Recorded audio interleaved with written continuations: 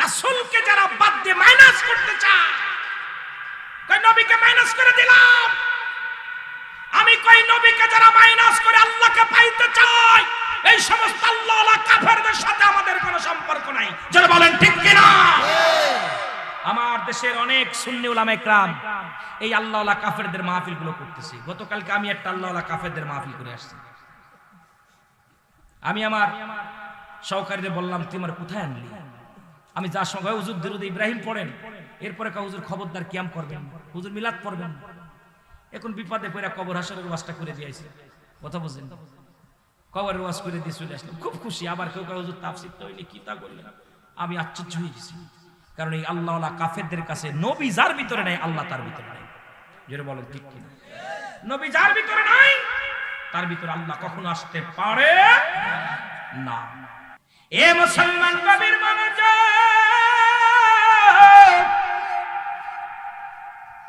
এই ওমরে ফারুকের কয়েকটা কথা আমি বলে যাই, শুনলাম মুসলমান, শুনলাম। নবীর প্রেমে পড়ে আল্লাহর ভয় যার ভিতরে তাকওয়া ঢুকছে, আল্লাহর ভয় ঢুকছে, এর মতো এক ইহুদি, এ মুসলমান শোনো, মদ পান করতে করতে রওনা দিছে রাস্তা দিয়ে, ওপেনে মদ খায়। হযরত উমরে ফারুক ওই রাস্তা দিয়ে যাইতেছে, আল্লাহু আকবার, রাস্তা দিয়ে যাইতেছে। উমরে ফারুক এত বড় পালোয়ান ছিলেন, এত বড় নেতা ছিলেন। উমরে ফারুক যে রাস্তাতে যাইতো, ওই রাস্তায় মাস্টার ইবলিস যাইতে ভয় পেত। মারহাবা বলেন না? মারহাবা, আরো জোরে মারহাবা। উমরে ফারুক যাইতেছে, ইহুদি কাল্লা মরিসিয়াস। উমরে ফারুক যদি আমার মদ পান করা দেখে, নিশ্চিত আমার গর্দান যাবে, আমাকে মেরে ফেলবে। আমি এখন বাঁচবো কেমনে করে? মদটা কাপড়ে দিয়েছে, লুকায়া বলতেছে, আল্লাহ জীবন আর মদ খাইতাম না। আল্লাহ রে, আজকে উমরের হাত থেকে বেঁচে যাই, তাহলে জীবন আর মদের বোতল হাতে নিব না। আল্লাহ আজকের মদটা তুমি দুধের পেয়ালা বানাই দাও। আরো জোরে, আরো জোরে। দেখেন কত ভয়, কত খত্তাবের একটা উমরে দেখে সেই উমরের কথা বলতেছে। আল্লাহ নবীর সাহাবী হযরত উমরে ফারুক ইহুদিকে ডাকতে বলেন, ইহুদিরে তুমি কি পান করো? ইহুদি বলে, হে আল্লাহর নবীর খলিফা আমিনুল মুমিনিন, আমি দুধ পান করি। কি পান করি? দুধ পান করি। কয় দুধ পান করো, তখনও মদের গন্ধ গা থেকে বাইর হইছে। মদ খাইছে, মদের বোতলের গন্ধ পাওয়া যায়। খলিফা হযরত উমরে ফারুক ডাকতে বলে, দেখি বোতলটা বাইর করো। বলে, হুজুর আমি দুধ খাইতেছি, মদ নয়। খলিফা হযরত উমরে ফারুক হাত থেকে মদের বোতলটা নিলেন, নিয়ে মুটকিটা খুললেন, আর ওদিকে ডাকতে বলে, আল্লাহ। ইহুদি বলে, আল্লাহ আজকে যদি আমি ওই মদের বোতলটা দুধের বোতল হয়ে যায়, জীবনে আমি আর কোনোদিন মদ পান করব না, আমি আর কোনোদিন ইহুদি থাকবো না, মুসলমান হয়ে যাব। আল্লাহ তুমি আমার বাঁচাও, উমরের হাত থেকে বাঁচাও, উমরের হাত থেকে বাঁচাও। সঙ্গে সঙ্গে হযরত উমর ফারুক যখন বোতলের মুটকি খুলিয়া যখন মুসলমান এই মদের বোতলটার মদ ঢালতে লাগলেন, দেখা গেল মদের বোতলে মদের পরিবর্তে দুধ পড়া শুরু করেছে। জোরে জোরে চিল্লায় বলেন মারহাবা। আরেকটু জোরে বলেন, আরেকটু জোরে বলেন, আল্লাহু আকবার, আল্লাহু আকবার। এই ভাইরা তার ভিতরে আল্লাহর ভয় যার অন্তরের ভিতরে নাই, সে কেমন মুসলমান? একজন ইহুদি বিশ্বাস করে আমার মাওলাকে, আমার হাবিবকে। এ মুসলমান শুনে নাও, পৃথিবীর মধ্যে এমন নেতা কজন আছে রে মুসলমান, শুনে নাও। আমার বাবারা, আমার সেই খলিফা হযরত উমরে ফারুক রাদিয়াল্লাহু তাআলা আনহু, উনিও কোরআন রিসার্চ করতে যায় মুসলমান হয়ে গেছেন, নবীকে দিয়া গবেষণা করতে যায় মুসলমান হয়ে গেছেন। তিনি পৃথিবীর সব কিছু ছেড়ে দিয়েছে, রাসূলুল্লাহর কদম মোবারক ছাড়তে পারেনি। এমন ভালোবাসতো আমার নবীরে, নবী ইন্তেকালের পরে উমর একেবারে পাগল পার হয়ে গেলেন। উমর কারুর লগে কথা বলে না, উমর কারুর সঙ্গে চলাফেরা করে না। উমর শুধু নিরাপত্তা পালন করার কান্দে বলে, ইয়া রাসূলুল্লাহ, ইয়া হাবিবাল্লাহ, মায়ের নবী,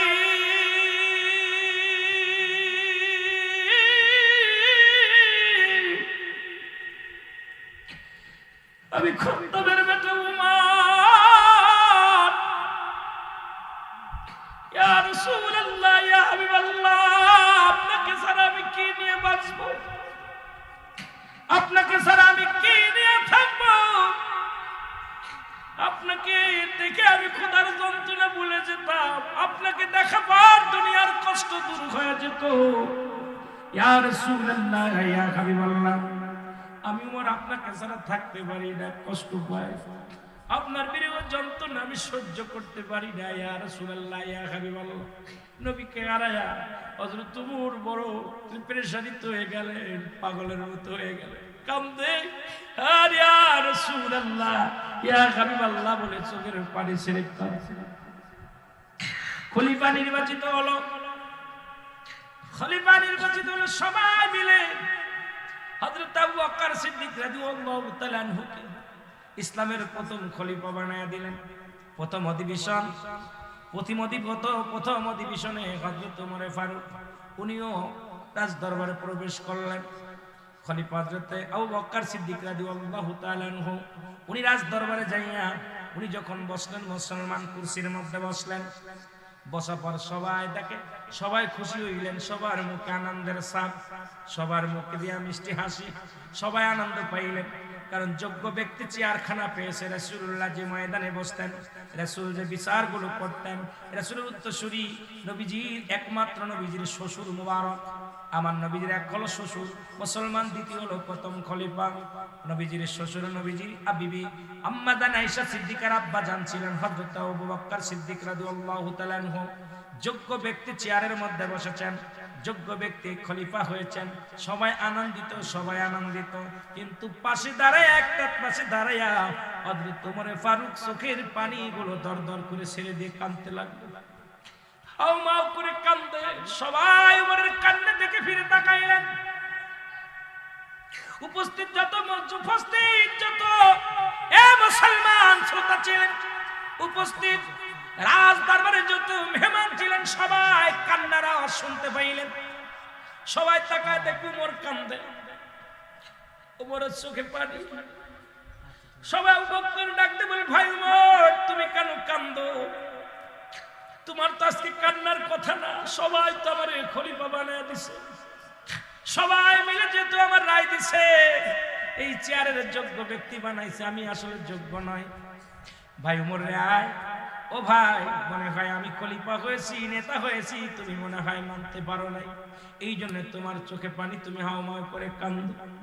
নেও, আমি চেয়ারের দরকার নাই, আমি আবু বকর এই চেয়ারটা আমি ওমরকে দিয়ে দিলাম।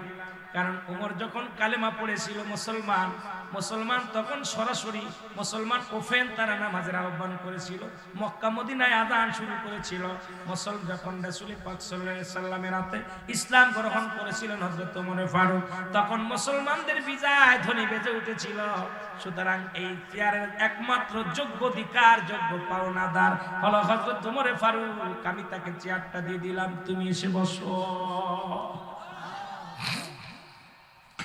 ওমর ফারুকের কান্না আরো বেড়ে গেল।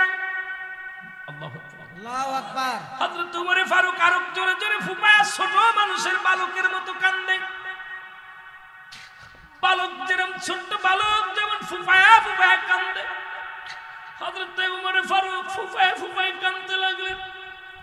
উপস্থিত জনগণকে বললেন, এ জনগণ শোনো, তোমরা নেতা ফিরা দিতে পারো, তোমরা সব পৃথিবীর সব কিছু ফিরা দিতে পারো, তোমরা কি আমার নবীরে আমার বুকে ফিরাইয়া দিতে পারবানি? এই রাজমহলে আসলে, পাল্লাস দরবার আসলে আমি নবীরে দেখে দুনিয়ার সব দুঃখ ভুলে যেতাম। আমি খত্তাবের বেটা উমর, আমি আমার রাসূলের সঙ্গে কত বিদ্রোহী ঘোষণা করেছি, কত কষ্ট দিছি। আমার নবী কোনোদিন আমার কষ্ট দেয় নাই, আমার নবীজি কোনোদিন আমার আঘাত করে না। আমি যখন আমার রাসূলুল্লাহর চেহারা মোবারক দেখতাম, দুনিয়ার সব কষ্ট ভুলে যেতাম, আর সমস্ত দুঃখ ভুলে যেতাম। আজকে এসে যখন রাজ দরবারে এসে আমার নবীকে পাই না, আজকে যখন আমি এসে দেখি সব মানুষ দাঁড়ায় আছো, সব মানুষ বসে আছো, একটি নূরের মানুষ আমাদের মধ্যে নাই। একটা মানুষ, আমি আমার নূরের নবী, আমার মায়ের নবী, আমার জান, আমার প্রাণ, তোমরা এতই যদি পারো আমার নবীরে তোমরা বুকে ফেরায়া দাও। আমি চাই না ধন জ্ঞান, চাই না আমি রাজত্ব, চাই না জমিদারি, আমি শুধু নবীর চাই, নবীর ভালোবাসা বিহুনে আমি সহ্য করতে পারি না। এ মুসলমান শুনে নাও, পৃথিবীর মধ্যে নবীর সাহাবীরা এরকম নবীকে ভালোবাসতো। তারা ক্ষমতা লোভী ছিল না, টাকার লোভী ছিল না, সম্পদের লোভী ছিল না, তারা একমাত্র আমার রাসূলকে তারা জীবনের চাইতে ভালোবাসতো। ও মুসলমান, গভীর মনোযোগ, আতিউল্লাহ আতিউর রাসূল, অনুগত করত আল্লাহ, অনুগত করত রাসূলের, জীবনের পরোয়া করত না, আল্লাহর প্রতি অনুগত থাকতো, রাসূলের প্রতি অনুগত থাকতো। কিন্তু আমরা অনুগত করি অনেকে আল্লাহ, নবীর অনুগত করি না। কেমন মুসলমান জোরে জোরে চিল্লায় বলেন ঠিক কি না?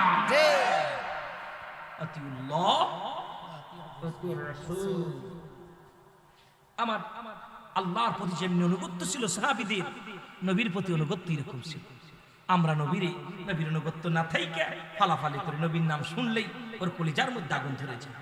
রাসূলুল্লাহর নাম শুনলে, নবীজির নাম শুনলে এই বেঈমান মুনাফিকদের কলিজার মধ্যে আগুন ধরে যায়।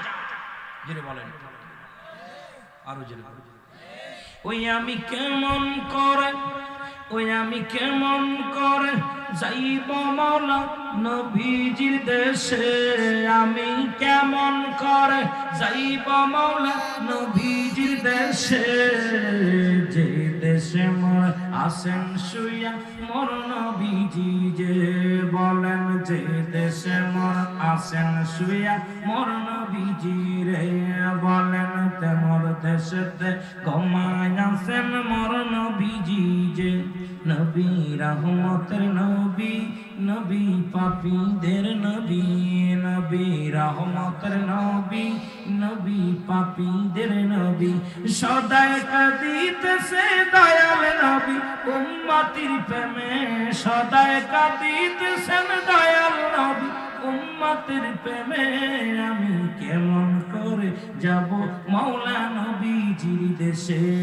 আমি কেমন করে যাব মাওলা নবীজির দেশে, বলেন কেমন করে যাব মাওলা নবীজির দেশে। ওরে যেই দেশে মরেছেন গোমায় নূর নবীজি রে, হায় হায় যেই দেশে মরেছে গোমায় নূর নবীজি রে, আমি কেমন করে যাব মাওলা নবীজির দেশে, বলেন কেমন করে যাব মাওলা নবী। ধন্য হলো আরব ভূমি, ধন্য মক্কা দেশ, ধন্য হলো আরব ভূমি, ধন্য মক্কা দেশ, ওরে ধন্য হলো মরুভূমি, ধন্য হলো মরুভূমি, সোনার মদিনা দেশ, ধন্য হলো মরুভূমি, সোনার মদিনা দেশ, যেই দেশে মোর ঘুমায় আছে মোর নবীজি, যে আঘায় যে দেশে মোর ঘুমায় আছেন মোর নবীজি রে, কেমন করে যাব মাওলা নবীজির দেশে, বলেন কেমন করে যাব মাওলা নবীজির দেশে, যে দেশে মোর ঘুমায় আছে মোর নবীজি, যে আঘায় যে দেশে মোর ঘুমায় আছে মোর নবীজি, যে বলো যে দেশে মোর মৌলাই যদি দিত পাখা যাইতাম উড়ে, মৌলাই যদি দিত পাখা যাইতাম উড়ে, নাই যে পাখা কাঁদি বাংলায়, নাই যে পাখা কাঁদি বাংলা দিদারের আসে, যে দেশে মোর ঘুমায় আছে মোর নবীজি, যে হায় হায় যে দেশে মোর ঘুমায় আছেন মোর নবীজি, যে কেমন করে যাব আমি নবীজির দেশে, আমি কেমন করে যাব মাওলা নবীজির দেশে, যে দেশে মোর ঘুমায় আছে নূর নবীজি, যে হায় হায় যে দেশে মোর ঘুমায়। একটু মহব্বতে বলেন যে দেশে মোর ঘুমায় আছেন নূর নবীজি, যে মহব্বত আল্লাহুম্মা সাল্লি আলা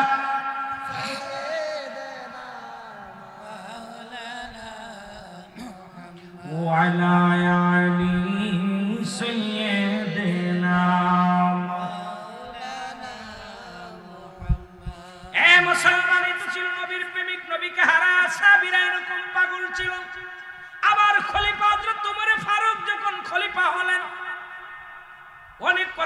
আসে একটা কথা নিয়ে আলোচনা করতে যে অনেক লম্বা আলোচনা হয়ে যায়।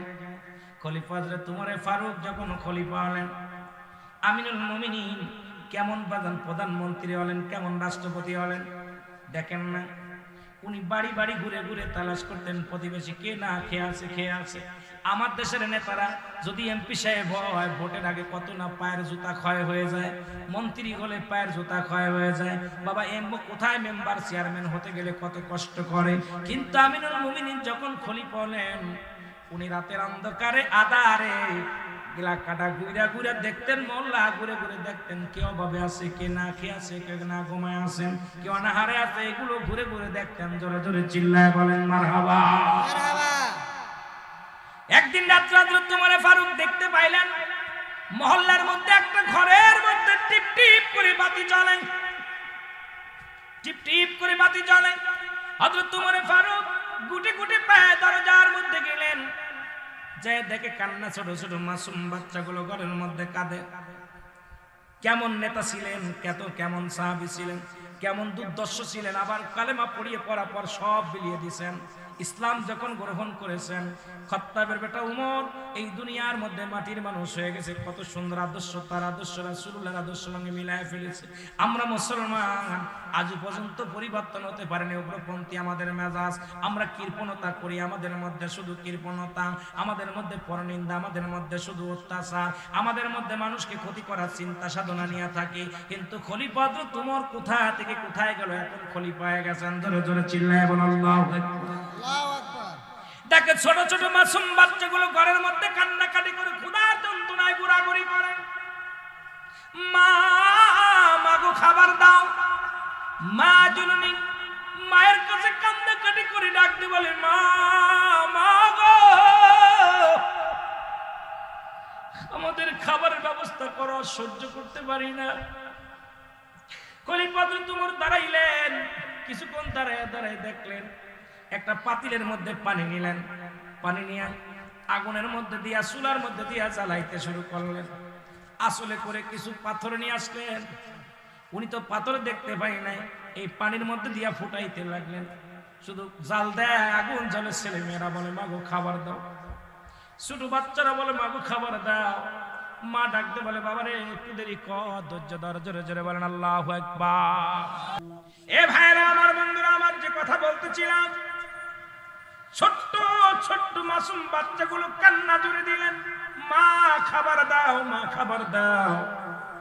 মা সান্ত্বনা দেয়, মা সান্ত্বনা দেয় বাবা একটু ধৈর্য ধর, এই তো খানা হয়ে আসলে, একটু দেরি কর। ছোট ছোট মাসুম বাচ্চাগুলো ক্ষুধার যন্ত্রণায় কাঁদতে কাঁদতে ঘুমায় পড়ল।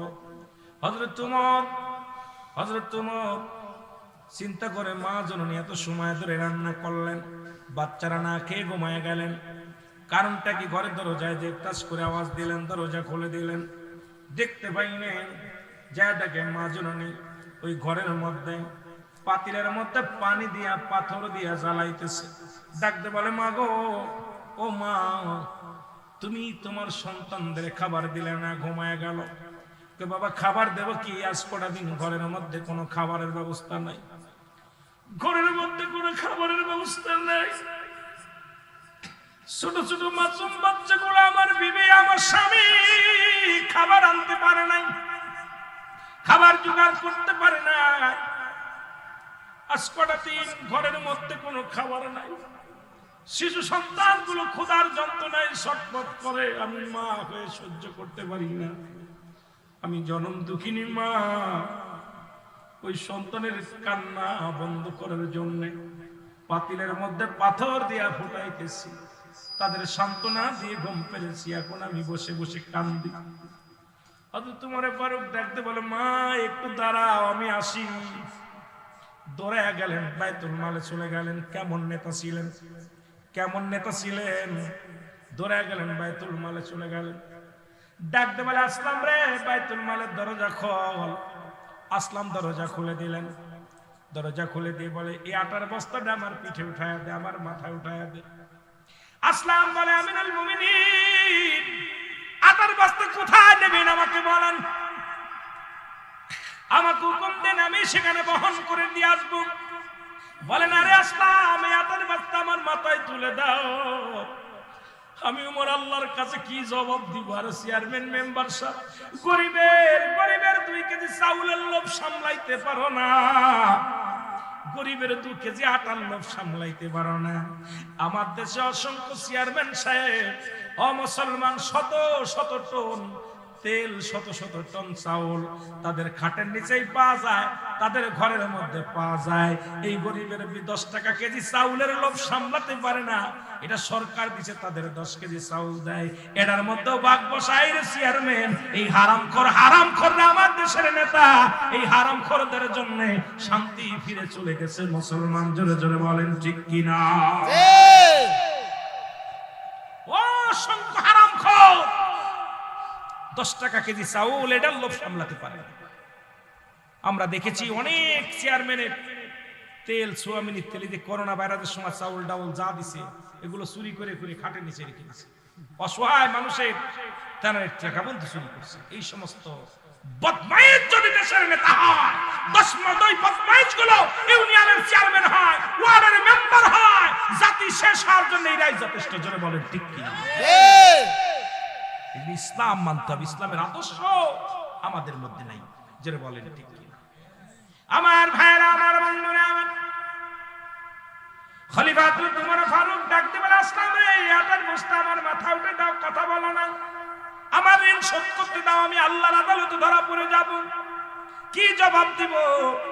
আমি আমার মাওলার কাছে কোনো জবাব দিতে পারবো না। আসলাম আটার বস্তা উঠায় দিলেন। আমিনুল মুমিনিন হযরত উমর ফারুক আটার বস্তা মাথায় করে বহন করে নিয়ে আসলেন ঘরের মধ্যে। ডাকতে বলে, মাগো, তোমার সন্তানদের রুটি বানাই খাও, দেরি করো না মা, আমার দেরি হয়ে গেছে, আমি অন্যায় করেছি মা। মাগো, এই লাও আটা, রুটি বানায় তোমার সন্তানদের কলিজা ভরে খাওয়াও, পেটটি ভরে খাওয়াও। আর আগামী দিন তুমি উমরের দরবারে যাবা, আমি তোমাকে একটু বেশি দেওয়ার ব্যবস্থা করে দিব। ওই মহিলা দোয়া করে, আল্লাহ, এই দেশের প্রেসিডেন্ট যদি উমর না হয়ে এই লোকটা হতো ছদ্মবেশ। আর আমাদের নেতারা দেখছেন, এই যে রমজান মাসে দেখলাম কিছু ফেতরা দেশে দেখবেন ঠেলে ঠেলে ফেলে দিচ্ছে, আর এইরকম দেখাচ্ছে 3 বের ক্যামেরা ধরতেছে, একখান লুঙ্গি একখান শাড়ি দিতেছে, 4 বার ভিডিও করতেছে। জোরে বলে ঠিক কিনা? এই বাটপার, লোক দেখানো বাটপার। দেখা যায় যাকাতের শাড়ি নিতে যায়, ওই ফিতরা শাড়ি নিতে যায়, মানুষ ঠেলা খেয়ে ধাক্কা খেয়ে মারা যাচ্ছে। জোরে বলে ঠিক কিনা? এই নেতারা কিসের নেতা? সেলফি তুলতে তুলতে আর জায়গা নাই। কথা বুঝছেন? চাউল ধরে রাখতে 1 কেজি চাউল দিচ্ছে, 6 বার ভিডিও করতেছে। কথা কয় না? কথা কয় না? এই চোর বাটপার দেশটা ভরে গেছে। জোরে বলেন ঠিক কিনা? এই বাটপার গুলোর জন্য আমার দেশের গরিব অসহায় মানুষগুলো বিপদ গেছে। দেখা যায় সরকার সহযোগিতা করছে, দেখা যায় কয়েক টন চাল দিচ্ছে একটা ওয়ার্ডে, দেখা যায় 10 কেজি দিয়া সব পকেটের মধ্যে ভরে গেছে। জোরে বলেন ঠিক কিনা? ওনারা তো জানে, বড় নেতারা জানেন সব দেশে, আসলে কি তা দেয় অনেকেই না খেয়ে আছে। জোরে কোন ঠিক কিনা? জোরে বলেন ঠিক কিনা? আবার এই বছর দেখলাম আমাদের দেশের কিছু উলামা একরাম দেখলাম ওই মুড়ির টুপলা, খাজুরের টুপলা 2-1টা, তারাও সেলফি তুলে তুলে লাইন দিলে দাঁড়া দিচ্ছে। আমি আরে তোরাও শিখে গেছিস নেতা হওয়ার জন্য, তোদের সেলফির দরকার কে? মানুষকে দান করে মানুষকে কত কষ্ট দেয়, মানুষকে লাঞ্ছিত করা, অপমানিত করা, এক মুসলমান আর এক মুসলমানকে বেইজ্জতি করা, লাইনে দাঁড়া করে, কাতারে দাঁড়া করে, নদীর ভিতরে দাঁড়া করে 1-5 কেজি চাউল দিচ্ছে, তো আবার ভিডিও করে দেখাইতেছে। কেন? আমার ইজ্জত, মুসলমানদের ইজ্জত নিয়ে খেলা করার অধিকার তোমার নাই। যেটা বলেন ঠিক কিনা? তুমি এত পারো গোপনে দাও, কিন্তু তুমি আমার এক ভাইকে আরেক ভাইকে বেইজ্জতি করবা, এক ভাইকে আরেক ভাই বেইজ্জতি করবা, সবচেয়ে লজ্জাজনক ব্যাপার। আমি এবার রমজান মাসে দেখে কয়েকটা জিনিস দেখে, আমার দেশের কয়েকটা নামি দামি বক্তা দেখলাম, ওরাও দেখলাম ওই কিছু দান খয়রাত করছে, ওইরা দেখাইতেছে সিরিয়াল দিয়ে মহিলাদের হাতে টুকলা দিচ্ছে, কিছু মুড়ির টুকলা, কিছু খায়, 2টা খাজুর, এই 1 কেজি তেল, এই দিচ্ছি। তা আমি দেখে চিন্তা করলাম, আমি এবার ফোন দিচ্ছি একজনকে, কি ব্যাপার? কয়, দোস্ত বেশি করে দাও, তুমি কিছু দান করো। আমি কই, এইরকম কেমনে দান? আমরা যদি এগুলো করি অন্য মানুষ কি করবে? ওরা, ওদের বিরুদ্ধে আমরা কেমনে কথা বলবো? কারণ ওরাও তো শুরু করছে এরকম সেলফি। আহা, এই মুসলমান, আপনি এক ভাইয়ের আরেক ভাইয়ের ইজ্জত ঢেকে রাখেন। জোরে বলেন ঠিক কিনা? আর একটু জোরে বলেন ঢেকে রাখেন। এটা গল্প আমার মনে পড়ে গেল, সময় তো নাই ওয়াজ করব। সময় রাত কয়টা বাজে? হাই হাই 11:30 বাজতে চলল, ছেড়ে দিব? কথা বলেন, ছেড়ে দিব? আমরা কথা বলতে সারাদিন গাড়ির মধ্যে জার্নি করে আসছি, তবে সুন্নি মাহফিলে আসলে কলিজার ভিতর ভরে যায়। আমার আর ওই চেয়ার পিছনের দিকে তাকানোর সময় থাকে না। আমার মরণ, আমার চিন্তা স্মরণ খালি একটাই থাকে, আমার ভাইদের কি দিলাম। ভাইদের কিছু দিতে না পারলে এত কষ্ট করে বক্তার তো অভাব নাই। এত দূর থেকে সেই মাগুরা থেকে আপনার প্রায় 600-700-500 কিলো দূর থেকে আমাকে নিয়ে আইছে তাকে দুটো কথা শোনার জন্য, পছন্দ করে আমার ভাই ইকবাল ভাই আপনাদের সহযোগিতায় সবাই দাওয়াত দিছে, এত কষ্ট করে আমাকে আনছে। আমি তো দুইটা কথা না বলে ফাঁকি দিয়ে চলে যাই, আল্লাহর দরবারে কি জবাব দেবে, এই একটা চিন্তা ভিতরে থাকে বেশি। অনেক আমি ঘড়ি দেখে ওয়াজ করতে পারি না, বড় আরেক বিপদ। যদি কোনোদিন দুইটা মাহফিল হয়, শেষেরটা দেখা যায় কাজা চলে যায়। শেষে কয় হুজুর কি করলেন, আমি তো নিয়েছিলাম না প্রোগ্রাম, বিপদে পড়ছি। কেন আমি জনগণের সামনে বসলে পারে, কেন জনগণের চেহারা দেখিলে পারে, কথা বললে না বললে চলে গেলে কষ্ট হয়। কিন্তু অনেকেই 4 দিন 3 দিন ব্যাপী মাহফিল কষ্ট হয়েছে, অনেকে চলে গেছে। বাবা রাত নিচে ভয় নেই, বসো, আপনার উঠাউটি করলে আমি উঠে যাবো, ভয় নেই। কষ্ট হচ্ছে? মুসলমান বলেন আমিনুল মুমিনিন, উনি বললেন মাগো এটুকু লাও, এরপরে আগামীকাল তুমি ওমরের দরবারে যাবা, আমি তোমাকে বলে একটু বেশি দিয়ে দিব। মহিলা দোয়া করে, আল্লাহ এমন নেতা যদি, ওমরে ফারুক যদি নেতা না হইয়া এই লোকটা যদি নেতা হতো কতই না ভালো হতো। আল্লাহ সেই বড় পড়ারে তুমি নেতা বানাইলা, যে বড় পড়া আমাদের খবর নেয় না, যে বড় পড়া আমাদের খবর নেয় না, খোঁজ নেয় না, আল্লাহ তারে কেন তুমি নেতা বানাইলা? এই লোকটা যদি বানাইতো, মা গো তুমি তার অভিশাপ দিও না, আগামীকাল যাইও। জোরে বলেন না সুবহানাল্লাহ। সুবহানাল্লাহ। আমাদের মত নেতা এই জুতার বাড়ি আগে তুই, আমি তো সেই নেতা। জোরে কোন ঠিক কি না? কেমন নেতা কিন্তু তাকে গালি দেয়, মহিলা গালি দেয়, মিসকে হাসি দিয়ে বলে মা, কি বলে মা, ও মা আমার দেশে শাড়ি দিতে যায় দেখছি ধাক্কা মেরে দিছে এরকম কথা কই না, দেখছেন না? আমার দেশে এক মন্ত্রী দেখছি শাড়ি দিয়ে পিটাইতেছে এরকম। জোরে কোন ঠিক কি না? আমার দেশের এক মন্ত্রী আমি নিজে দেখছি শাড়ি দিতে যায় কইছে বাবা এই শাড়িটা বদলা, আরেকটা শাড়ি দাও, এই মুখি দিলে এরকম বাড়ছে। জোরে কোন ঠিক কি না?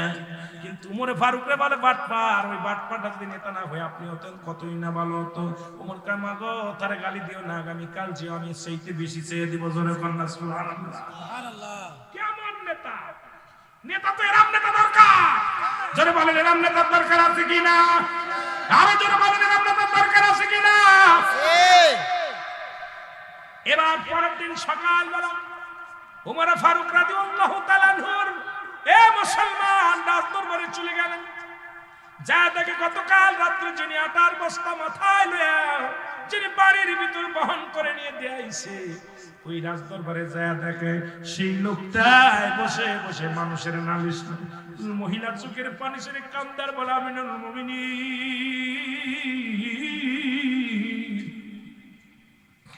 আমি আপনাকে চিনতে পারি না, কতগুলো কথা বলে ফেলেছি, আরে আপনাকে আমি কত অপমান করেছি, কত গালি দিয়েছি, আপনি প্রতিবাদ করেন। খলিফা উমর ফারুক চোখের পানি ছেড়ে বলে মা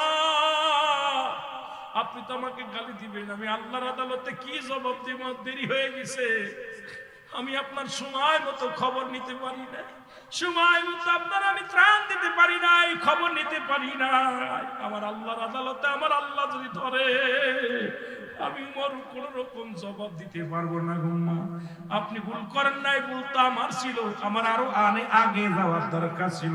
জোরে জোরে চিল্লায় বলা যাবেন না মারহাবা। চার বন্ধু প্রতিজ্ঞা করলেন, চার বন্ধু প্রতিজ্ঞা করলেন আজকে মুহাম্মদ যতই আমাদেরকে পাগল বানাক আমরা কোরআন শুনতে যাব না, মুহাম্মদ যতই সুন্দরভাবে তেলাওয়াত করুক না কেন আমরা শুনবো না, কাউকে শুনতে দিব না। চার বন্ধু বাড়িতে যে ঘুমায় গেলেন, আবু জেহেল, আবু সুফিয়ান, উতবা, সাইবা। নবীজি রাত হয়ে গেল, কোরআন শুরু করছে, কোরআনুল কারীম নিয়ে বসে নবীজি কোরআন তেলাওয়াত করা শুরু করেছে। এমন সময় মুসলমান শুনে নেন, আবু জেহেল চিন্তা করে আজকে তো কেউ আসবে না, আমি মজা মেরে শুনবো। উতবা মনে করে কেউ আসবে না, আজকে আমি মজা মেরে শুনবো। সাইবা মনে করে আজকে কেউ আসবে না, আমি মজা মেরে শুনবো। মুসলমান এরকম করতে করতে চার নেতায় হাজির হয়ে গেছে। আমার নবী ঘরের মধ্যে কোরআন তেলাওয়াত করে, চার নেতা কোরআন শুনতে শুনতে দিন সকাল হয়ে গেছে, বেলা পূর্বাকাশ উঠে গেছে, কিন্তু কোরআন এত মজা লাগছে ওঠে না। সবাই যখন শলক হয়ে গেছে, চারজনের চেহারা চারজন দেখে ফেলেছে। বলে তুমি কথা দিয়েছিলে তুমি শুনবা না, তুমি কেন আইছো? তুমি কথা দিয়েছিলে তুমি কেন আইছো? তুমি কথা দিয়েছিলে তুমি কেন আইছো? সবাই বলে আবু জাহেল তুমি তো আমাদের নেতা, তুমি তো কোরআন শুনবা না। নবীজিকে দেখার নিষেধ করেছিলেন, কোরআন শোনার কথা নিষেধ করেছিলেন, তুমি কেন আইছো বলো? তুমি কেন আইছো? বলে না রে, আমরা যদি কোরআনের এত পাগল হয়ে যাই তাহলে সাধারণ পাবলিক তো পাগল হয়ে যাবে। আজকে কোরআনের তাফসীর যদি উলামা একরাম মুফাসসিরগণ সুন্দরভাবে সুন্দর গবেষণা করে যদি সুন্দর কথাগুলো সঠিক কথাগুলো প্রচার করতে পারত, আজকে সারা বিশ্বের মানুষ কোরআনের জন্য পাগল হয়ে যেত। জোরে বলেন ঠিক কি না? আসলে তা বলবে না, কারণ আমার বিপক্ষে গেলে সেই আয়াত পাঠ করব। যদি আমার বিপক্ষে যায় সেই আয়াতের ধারে আর আমি নাই। তাহলে বোঝা গেল আমি স্বার্থের জন্য কোরআন তেলাওয়াত করতেছি, কোরআন বুঝাইতেছি। বর্তমান জামানার মুফাসসির যারা কোরআন তেলাওয়াত করে ওলি আল্লাহদের নাম পায় না, ওর সম্মান তরিকা বোঝে না, তরিকার কথা জ্ঞান পায় না। কারণটা কি? আসলে ওই আয়াতের মধ্যে তারা যায় না। জোরে বলেন ঠিক কিনা? ওই আয়াতগুলোর মধ্যে তারা যায় না। বলতেছিলাম যে কথা, এ মুসলমান, এই কোরআন যখন তেলাওয়াত করে মানুষদেরকে পাগল করতেছিলেন, রাসূলের দ্বিতীয় খলিফা তখন তো হযরত ওমর ফারুক রাদিয়াল্লাহু তাআলা, তখন হযরত বলা যাবে না, তখন হযরত খাত্তাবের বেটা ওমর, উনি খোলা তরবারি নিয়ে রাসূলকে হত্যা করার জন্য রওনা হয়ে গেলেন। খোলা তরবারি নিয়ে রাসূলকে হত্যা করতে চলে গেলেন। পথের মধ্যে নাইম ডাক দে বলে, আব্দুল্লাহ বিন নাইম, নাইম ডাক দে বলে, শুনছনি ও ওমর তুমি কোথায় যাও? খাত্তাবের বেটা ওমর কোথায় যাও? কয় শুনেছি আব্দুল্লাহর বেটা মুহাম্মদ ওই থেকে কোরআন তেলাওয়াত করা শুরু করেছে। কোথা থেকে তারা আল্লাহর কালাম শোনায়, গোটা মক্কা মদিনার মানুষগুলো পাগল বানাইতেছে। তলে তলে সবাই গোপনে গোপনে মুসলমান হয়ে যায়। আমি যেতেছি আব্দুল্লাহর বেটা মুহাম্মাদের কল্লাটা শিরচ্ছেদ করার জন্য এই দুনিয়া থেকে তার চির বিদায় করে দিব। জোরে বলা যাবে না নাউজুবিল্লাহ? নাইম বলতেছে, আব্দুল্লাহ বিন নাইম বলতেছে, ওমর তুমি কি খবর জানো? কি খবর? খবরটা হলো তোমার ভগ্নিপতি আবু সাঈদ, নাম কি? হযরত আবু সাঈদ, তোমার বোন ফাতিমা গোপনে কোরআন তেলাওয়াত করে মুসলমান হয়ে গেছে। মারহাবা বলা যাবে না? মারহাবা আরো যাবে। তুমি কাকে হত্যা করতে যাচ্ছ? তোমার ঘরটা সামলাও আগে। তোমার আপন বোন, তোমার ভগ্নিপতি কালেমা পড়ে মুসলমান হয়ে গেছে, তারা কোরআনের পাগল হয়ে গেছে। হযরত ওমরের তখন হযরত আগেই তো বলতেছি, এই জন্য হযরত বলে অনেকে বলতে পারেন হুজুর তখনও তোমরা ঈমান আনে নাই, যেহেতু ইসলামের দ্বিতীয় খলিফা আমার নবীর প্রিয় সাহাবী, জান্নাতি সাহাবীদের মধ্যে দ্বিতীয় নাম্বার সাহাবী, নবী 10 জন সাহাবীকে জান্নাতের সংবাদ দিয়েছে দুনিয়ার মধ্যে জিন্দা থাকতে। এই জন্য বাবারে আমি সম্মানের সঙ্গে তার নামটা নিই। খলিফা হযরত ওমর ফারুক রাদিয়াল্লাহু তাআলা খোলা তরবারি নিয়ে চোখ দুটি বড় লাল হয়ে গেছে, তো শুরু করেছে বোন ভগ্নিকে মারার জন্য। আল্লাহ নবী যে কোরআন শিক্ষা দিয়েছে, সূরা তাহা, নাম কি? সূরার নাম কি? আরে অনেক আলোচনা, কিন্তু আমি ওদিকে গেলে অন্য আলোচনা শোনাইতে পারবো না, শুধু একটু বোঝানোর জন্য। সূরা তাহা তেলাওয়াত করতেছে হযরত ওমর ফারুকের বোন আর ভগ্নিপতি হযরত ওমর দাঁড়ায় গেলেন। কোরআনের কত দাম! কোরআনের বাণী শুনে হযরত ওমর দাঁড়ায় গেছে। ঘরের ভিতর থেকে আওয়াজ আসে, জোরে জোরে চিল্লায় বলেন মারহাবা, আর একটু জোরে বলেন মারহাবা। দাঁড়ায় আছে, দাঁড়ায় অনেকক্ষণ কোরআন শুনলেন। হঠাৎ করে ভগ্নিপতি মুসলমান আবু সাঈদ, উনি যখন ঘরের দরজা খুলে দেখতে পাইলেন ওমর খোলা তরবারি নিয়ে দাঁড়ায় আছে। খোলা তরবারি দেখিয়ে থরথর করে কাঁপন শুরু করে দিলেন। স্বামী স্ত্রী দুজনেই থরথর করে কাঁপতেছে, কারণ কোরআনের বাণী তো পাঠ করেছে ওমরের বোন, ওমরের ভগ্নিপতি। ওমর তো কোরআন মানে না, নবী মানে না, হযরত ওমর তো কিছু মানে না। এখন ওমরের হাতে আমাদের গর্দান চলে যাবে, ভয়ে থরথর করে কাঁপা শুরু করেছে। আল্লাহু আকবার, আল্লাহু আকবার। হযরত আবু সাঈদ ডাকতে বলে, ভাই ওমর,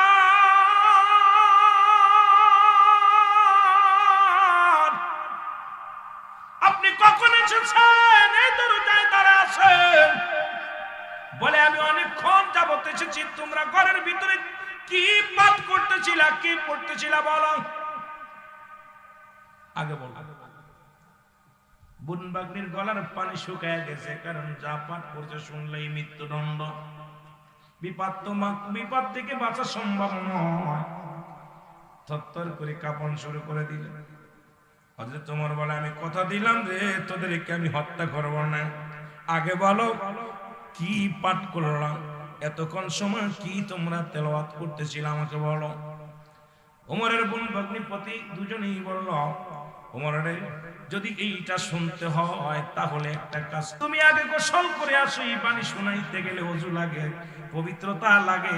এটা সাধারণ কোনো কিতাব নয়। ইংরেজি পড়তে গেলে ওযু লাগে না, বাংলা পড়তে গেলে ওযু লাগে না, ফার্সি পড়তে গেলে ওযু লাগে না, কোন ধর্ম কোন বিষয় পড়তে গেলে ওযু লাগে না। আল্লাহর কোরআনটাকে এটা তেলাওয়াত করতে হলে, শুনতে হলে ওযু লাগবে।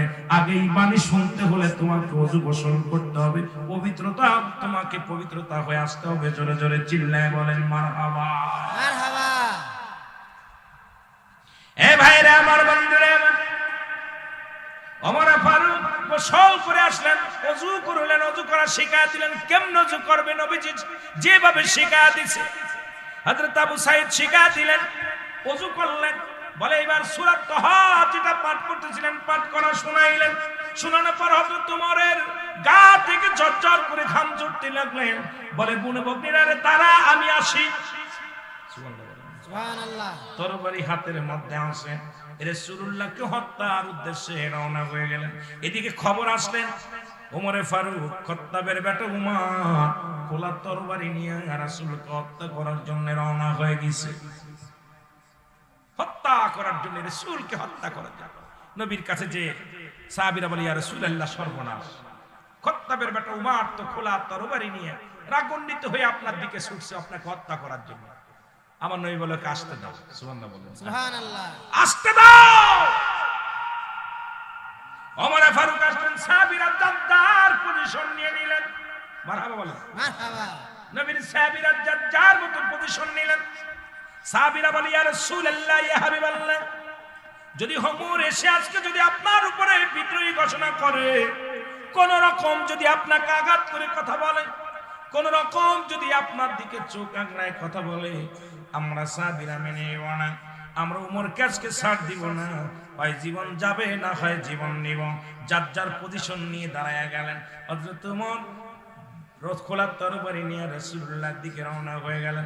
আমার নবীর সামনে আসিয়া ওমর থম করে দাঁড়ায় গেলেন, একদম দাঁড়াই গেলেন, কথা বলে না, একদম মূর্তির মতো দাঁড়ায় রইলেন। আমার নবীজি উমরের কলারটা চেপে ধরলেন। আল্লাহু আকবার, আল্লাহু আকবার। নবীজি উমরের কলারটা চেপে ধরে বলে, হে উমর, তুমি কিসের জন্য এভাবে থম মেরে দাঁড়ায় গেলেন? উমর বলে, ইয়া রাসূলুল্লাহ, ইয়া হাবিবাল্লাহ, আজকে আমি আপনাকে হত্যা করার উদ্দেশ্যে আসি নাই, আজকে আপনাকে কিছু শোনাইতে আসি না। আজকে আপনি একটু আমার কোরআন তেলাওয়াত করে শোনান। আমি আর একটা মিনিট মুসলিম থাকতে চাই না। আমাকে আপনি কালেমা পড়ায় মুসলমান বানায় দেন। কারণ এত কিতাব পড়লাম, এত গবেষণা করলাম, আজ পর্যন্ত আমার মন কাঁদে না, আমার অন্তর কাঁদে নাই। কিন্তু আপনার আল্লাহর কোরআন আমার বগ্নির কাছ থেকে শোনা পর আমার অন্তর কেঁদেছে, আমার দিল কেঁদেছে। ইয়া রাসূলুল্লাহ, ইয়া হাবিবাল্লাহ, আমি আর একটা মিনিটও মুসলিম থাকতে চাই না। আমাকে আপনি মুসলমান বানায় দেন। কালেমা পড়ে লা ইলাহা ইল্লাল্লাহ সাল্লাল্লাহু আলাইহি ওয়াসাল্লাম। সাহাবীদের হাতে তরবারি নিয়ে তাকবীর দিলেন, নারায়ে তাকবীর, সুবহানাল্লাহ। এখন আমাদের তাফসীর কারকরা কয় লিল্লাহি তাকবীর। ওদিন সাহাবীরা তাকবীর দিয়েছিল নারায়ে তাকবীর। নারায়ে তাকবীর শব্দের অর্থ হলো উচ্চ আওয়াজে তাকবীর দাও আল্লাহর জন্য। আল্লিল্লাহি তাকবীর, আওয়াজ তাকবীর দাও আল্লাহর জন্য। দুইটা শব্দ, একটা শব্দ কিন্তু তাফসীরকারকরা বর্তমান ব্যবহার করে। কিন্তু আমরা সুন্নি যারা, আমরা সুন্নি তাফসীরকারক যারা আছি, সবাই বলি নারায়ে তাকবীর, আল্লাহু আকবার, সাথে বলি নারায়ে রিসালাত, ইয়া রাসূলুল্লাহ। যারা বলা যাবে না মারহাবা। নবী মোর পরশমণি, নবী মোর সোনার খনি, নবী নাম জাপে যেজন সেই তো দুজাহানের ধনী। নবী মোর পরশমণি, আরো জোরে বলেন নবী মোর পরশমণি, নবী মোর সোনার খনি, নবী নাম জাপে যেজন সেই তো দুজাহানের ধনী। ও নামে মধু মাখা, ও নামে জাদু রাখা, ও নামে মধু মাখা, ও নামে জাদু রাখা। ওই নামে মজনু হলো, ওই নামেতে মজনু হলো মাওলায় আমার কাদের গনি। নবী মোর পরশমণি, নবী মোর সোনার খনি, নবী নাম জপে যেজন সেই তো দুজাহানের ধনী। একটু জোরে বলেন না। নবী মোর পরশমণি, নবী মোর সোনার খনি, নবী নাম জপে যেজন সেই তো দুজাহানের ধনী। আহা, সেই তাকবীরটা সুন্নিরা দেয় নারায়ে রিসালাত, ইয়া রাসূলুল্লাহ। এই নবীর নামটা যখনই বলি শান্তি পায়, তৃপ্তি পায়। জোরে বলেন ঠিক কি? আল্লাহর কসম, বাংলাদেশে ওই সমস্ত মুফাসসিরেরা, ওই সমস্ত মুফতিরা নারায়ে রিসালাত জবানি আনেন। আমি কি হাসান মিশা কইছি? কথা বলেন, হাসান মিশা কইছি? জীবনেও তারা নারায়ে তাকবীরটাই দেয় না, বলে নারায়ে দেওয়া যায়। আর নারায়ে শব্দের অর্থ হলো উচ্চ আওয়াজে, উচ্চ আওয়াজ আল্লাহর জন্য তাকবীর দাও। তাকবীরটা কার জন্য উচ্চ আওয়াজ হবে না? আল্লাহ কি আল্লাহ কি বড় না ছোট? বড়। সে আল্লাহর নামে তাকবীরটা দেবে, এখানেও কাটছাট করছে। কথা বুঝেন না? কয় মুফাসসির, তাফসীর কারক। মাঝে মাঝে কই চিন্তা করি, কি খেয়ে লেখাপড়া করছো? কিসের তাফসীর করো? তাফসীর করো শুধু হাঙ্গামা করা তাফসীর করো, হঠাৎ মানুষের ভিতরে হট্টগোল করা, যেগুলো বাদিয়ে দিয়েছে এগুলো আসলে তোমরা না।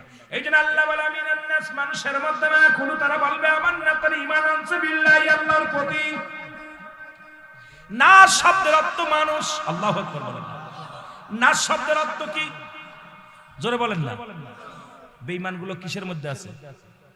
কিসের মধ্যে আছে? কথা কয় না। মানুষের মধ্যে। কিসের মধ্যে? এই মানুষগুলোর মধ্যে বেঈমান আছে, মুনাফিক আছে। কি আছে? মুনাফিক আছে, বেঈমানগুলো আছে। আল্লাহ বলে হাবিব রে, আমিনান নাস, মানুষের মধ্যে মায়াকুলু, তারা বলবে আমান্না, তারা ঈমান আনছে বিল্লাহি, আল্লাহর প্রতি, অবিল আখিরাতের প্রতি বিশ্বাস স্থাপন করছে। ওমা কুম বিমুমিনিন। আল্লাহু আকবার। চোর চুট্টা বাটপার সব কোরআন ধরাই দিছে। কোরআনের ভিতর কোরআন যদি তাফসীর করো, খালি তোমার পক্ষে যাবে না, বিপক্ষেও যাবে। কোরআনটা সুন্দরভাবে তাফসীর করলে মজা। কোরআনের ভিতর যে কত মধু আছে, কত ভালোবাসা আছে, কত প্রেম আছে। রাজনীতিক, সমাজনীতি, আপনার কৃষি, সব বিষয়ে পেটনীতি, সব নীতি আছে কোরআনে। কিন্তু আমাদের বুঝার অভাব, বুঝার অভাবের কারণে সাদি উগ্রপন্থী বানাইতেছে। তাফসীর কোরআন মাহফিল দিয়ে মানুষকে একটা উগ্রপন্থী করতেছে। কিন্তু কোরআনের মূল ব্যাখ্যা, মূল শানে নজুল, মূল আপনার যে ধারাবাহিকভাবে তাফসীরটা করলে আমরা জানাইতেছি, কোরআন তাফসীর করতে নাম দিতেছি, কিন্তু কোরআনের ওই কোরআন আয়াত পড়তেছি, অর্থ করতেছি, কোরআন পড়তেছি, অর্থ করতেছি। কিন্তু কোরআনের তাফসীর করতে লাগলে যে কয়েকটা বিষয়ের উপরে আপনার পিএইচডি করা লাগবে, ডক্টরি করা লাগবে, রিসার্চ করা লাগবে, তারপরে কোরআনকে তাফসীর করা শিখতে হবে। আমাদের দেশে তাফসীর কারক যেগুলো, অধিকাংশ তাফসীর কারকই দেখি কোরআন থেকে তেলাওয়াত করে আর ওই অর্থটা বলে যায়। মাঝে মাঝে একটু শানে নজুলটা বলে। এর বাপ, মাজদা, সিগা, এইগুলো আপনার এই শানে নজুল, প্রেক্ষাপট, কোন প্রেক্ষাপটে এই আলোচনা হলো, আসলো, এই আয়াতটা কিসের জন্য নাযিল হলো, এইটা বিষয় নিয়ে যদি আমরা আলোচনা করি, তাহলে আমাদের মধ্যে কিসের জন্য আজকে মাহফিলটা হচ্ছে, কি বিষয় নিয়ে আলোচনা হচ্ছে, মাহফিলটার ধারাবাহিকতা আছে। এটার উপরে যখন আপনি রিসার্চ করবেন সুন্দরভাবে আপনি ব্যাখ্যা বিশ্লেষণ দিয়ে আলোচনা করে বুঝাইতে পারেন।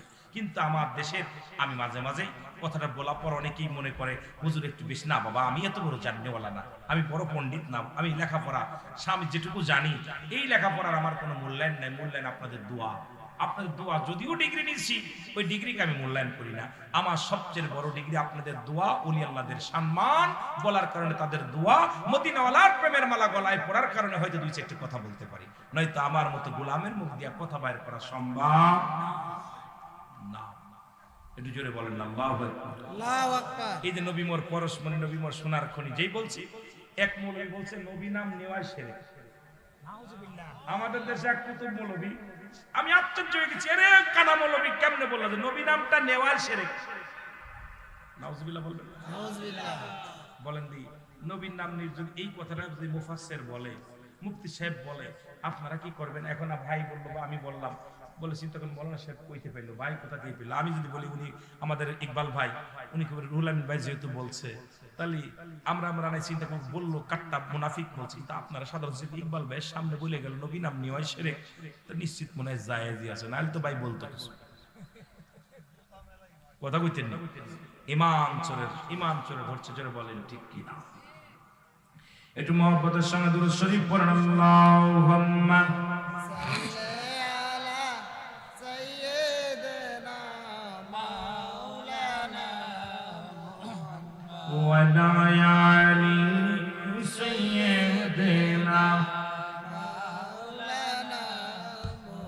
আর উমর নবীকে কত ভালোবাসতো শোনা নেন, কথাগুলো বললে আপনারা বুঝতে পারবেন। এ মুসলমান, যখনই কালেমা পড়ে মুসলমান হলেন হযরত ওমর ফারুক, তাহলে তাকবীর বুঝলাম। সাহাবীরা সবাই মিলে তাকবীর দিয়েছিল, নারায়ে তাকবীর, আল্লাহু আকবার বলেন, আল্লাহু আকবার। সেই তাকবীরটার মধ্যে সূরি আবার নবীর উপরে স্বাগতম জানায় সাহাবীরা বলেছিলেন নারায়ে রিসালাত, ইয়া রাসূলুল্লাহ, কারণ আমার আল্লাহ যেখানে সেখানেই নবী। মুসলমান শুনলেন নবীকে কত ভালোবাসে আমার আল্লাহ, যেখানে আল্লাহ তার নাম রাখছে সেখানেই তার হাবিবের নামটা রাখছে মুহাম্মাদুর রাসূলুল্লাহ সাল্লাল্লাহু আলাইহি ওয়াসাল্লাম। জোরে জোরে বলেন মারহাবা, মারহাবা। এ ভাইরা আমার, বন্ধুরা আমার, এক ইহুদির সঙ্গে জমি সংক্রান্ত নিয়ে, জমি জমা বিষয় নিয়ে একটা রায় হলো। রাসূলের কদমের মধ্যে গেলেন এক ইহুদি এক মুসলমান। বুঝানোর জন্য কয়েকটা কথা বলি। জমি জমা নিয়ে দুজনের ভিতরে ফিতনা হলো, বেঁধে গেল, হট্টগোল বেঁধে গেল। ইহুদি বলেন কার কাছে যাব? মুসলিম বলেন কার কাছে যায়? আমাদের নেতার কাছে যাই। মুসলমান বলে না, মুসলমান বললেন না, যা লাগবে না, আমার নবীর কাছে যাওয়া লাগবে। ইহুদি মুসলিম বলেন চলো যাই, তোমার নেতা মুহাম্মাদের কাছে যাই। নবীর কাছে চলে গেলেন দুজন মিলে, একজন অমুসলিম একজন মুসলমান, দুজন চলে গেলেন রাসূলুল্লাহর কদমের মধ্যে। ভালো করে বুঝে নেবেন বাবা, দুজনই চলে গেলেন। আমার নবীজি দুজনের মুখের বাণী শুনলেন, কে কি বললো, দুজন দুপাশ থেকে কথা শুরু করে দিল। নবীজি দুজনের আলোচনা শুনে রায় দিয়ে দিলেন, ইহুদির পক্ষে রাসূলুল্লাহ রায় দিয়ে দিলেন। জোরে জোরে চিল্লায় বলেন মারহাবা। রায় গেল কার পক্ষে? ইহুদির পক্ষে। ইহুদির পক্ষে। ইহুদির মুসলমান ইসলাম কত সুন্দর, ইসলামের আদর্শ কেমন, ইসলামের নীতি কেমন, ইসলামের ধরন কেমন, ন্যায় বিচারের কাছে কার উন্মাদন দেখাশোনার সময় নেই। অমুসলিমের পক্ষে রায় চলে গেল, মুসলমান মেনে নিতে পারলেন না, যে যেহেতু আমি মুসলমান রায়টা আমার দিবে। যেরকম আমার দেশের মানুষ এমপি সাহেবের লোক হইলে এমপি সাহেব সারায় নিয়ে যায়, মন্ত্রীর লোক হলে মন্ত্রী সারায় নিয়ে যায়। এক এক দেশের নিজের ছেলের দোষটা ঢেকে রাখি, পরের দোষটার উপাদান আমরা ধরি। এইরকম মুসলমান আমার নবীর কাছে এমন বিচার নয়, আমার নবীর কাছে রায় হলো ন্যায় পরায়ণ। নবী ছিলেন বাইয়ানাত, উত্তম আখলাক, উত্তম চরিত্র, যা পৃথিবীর মধ্যে কোনো কারোর কাছে ছিলেন না। কোন নবীর এইরকম খাসলাত, এইরকম চরিত্র, আমার নবীর মতো চরিত্র পৃথিবীর মধ্যে কেউ ছিল না। আদর্শের মধ্যে নবীর সাথে কোনো তুলনা হয় না। সব দিক থেকে শ্রেষ্ঠ নবীর শ্রেষ্ঠ গুণ। আমার নবীর অতুলনীয়, আকাশ আসমান জমিনের নিচে উপরে কোথাও জমিনের মধ্যে এমন নবী আর খুঁজে পাওয়া যাবে না। জোরে বলেন ঠিক কিনা? আমার নবীর মতো আর নবী পাবি না। জোরে বলেন ঠিক কিনা? এই বিশ্ব জগৎ ঘুরে যার জুড়ি মেলে না, এই বিশ্ব ভুবন ঘুরে যার জুড়ি মেলে না, আমার নবীর মতো কোন নবী পাবি না। বলেন আমার নবীর মতো আর নবী পাবি না। জোরে বলেন ঠিক কিনা? ওমা আরসালনাকা ইল্লা রাহমাতাল লিল আলামিন। জোরে জোরে বলেন মারহাবা। এ দুনিয়ার মুসলমান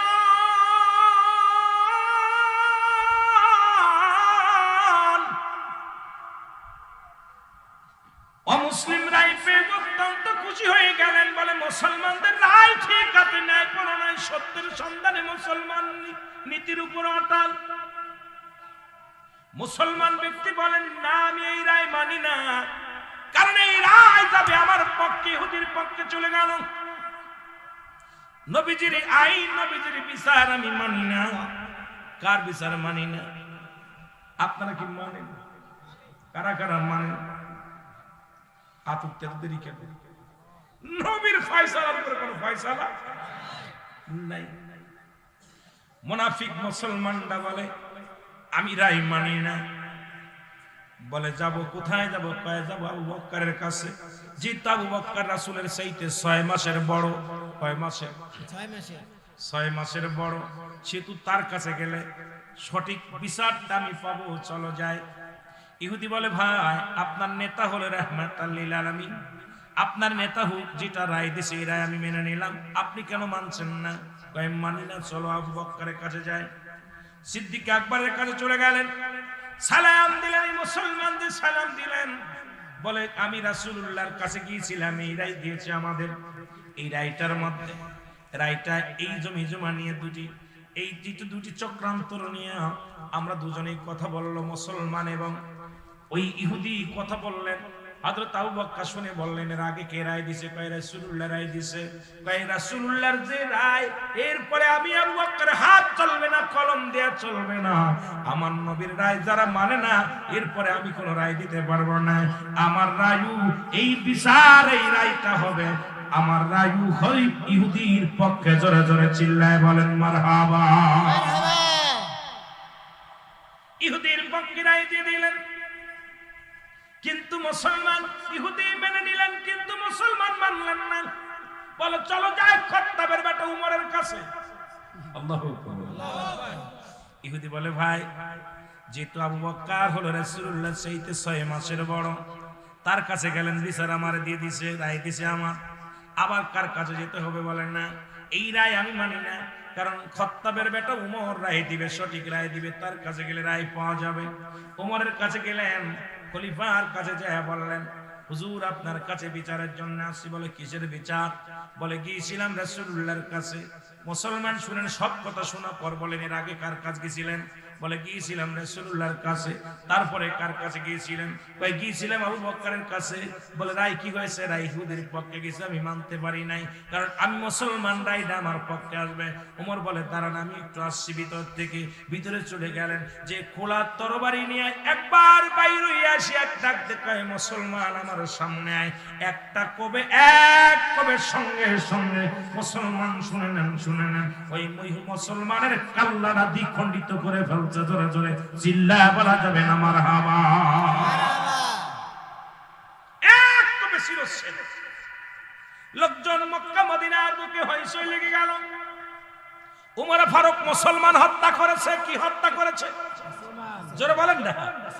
মুসলমান হত্যা করেছে, দাড়িওয়ালাকে হত্যা করেছে, টুপিওয়ালারে হত্যা করেছে, কুরআন আলারে হত্যা করেছে, কুরআন আলারে হত্যা করেছে। বিচার সবাই আশ্চর্য হয়ে গেলেন, কেমন বিচার? উমরের কাছে কেমন বিচার? মুসলমানদের হত্যা করেছে।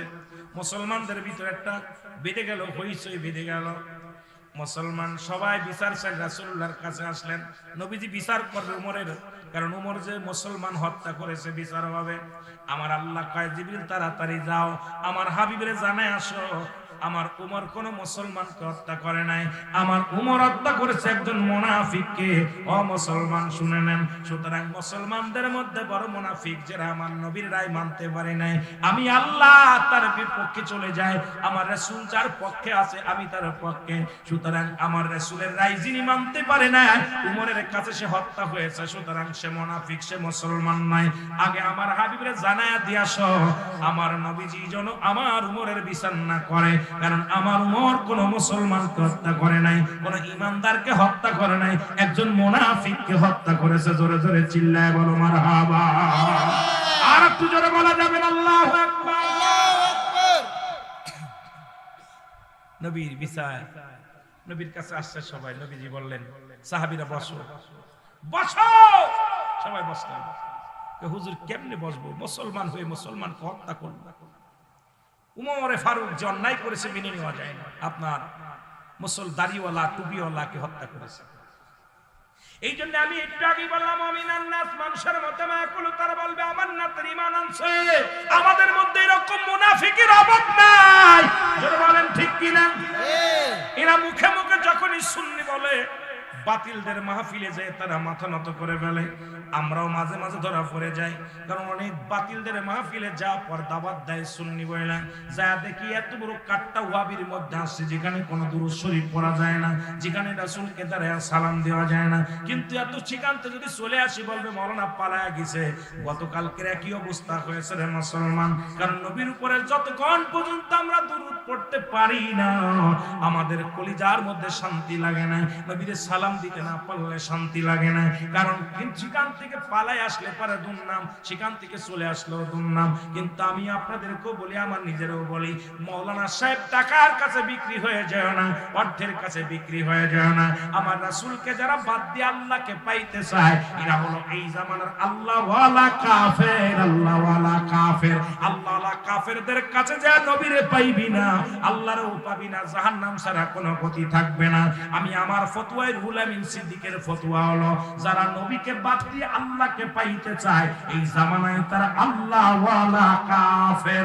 আল্লাহওয়ালা কাফের, আল্লাহওয়ালা কাফের। রাসূলকে যারা বাদ দিয়ে মাইনাস করতে চায়, কই নবীকে মাইনাস করে দিলাম। আমি কই নবীকে যারা মাইনাস করে আল্লাহকে পাইতে চায়, এই সমস্ত আল্লাহওয়ালা কাফেরদের সাথে আমাদের কোনো সম্পর্ক নাই। যারা বলেন ঠিক কিনা? আমার দেশের অনেক সুন্নি উলামায়ে কেরাম এই আল্লাহওয়ালা কাফেরদের মাহফিলগুলো করতেছে। গতকালকে আমি একটা আল্লাহওয়ালা কাফেরদের মাহফিল করে আসছি। আমি আমার সহকারীদের বললাম, তুই আমার কোথায় আনলি? আমি যার সঙ্গে হুজুর দরুদ ইব্রাহিম পড়েন, এরপরে হুজুর খবরদার কিয়াম করবেন, হুজুর মিলাদ পড়বেন। এখন বিপদে পড়ে কবর হাসরের ওয়াজটা করে দিয়েছে। কথা বুঝেন? কবরের ওয়াজ করে দিয়ে চলে আসলাম, খুব খুশি। আবার কেউ কেউ হুজুর তাফসীর তো হয়নি, কি তা করলেন? আমি আশ্চর্য হয়ে গেছি, কারণ এই আল্লাহওয়ালা কাফেরদের কাছে নবী যার ভিতরে নাই, আল্লাহ তার ভিতরে নাই। যেটা বলো ঠিক কিনা? নবী যার ভিতরে নাই, তার ভিতরে আল্লাহ কখনো আসতে পারে না। এ মুসলমান কবির মানুষ,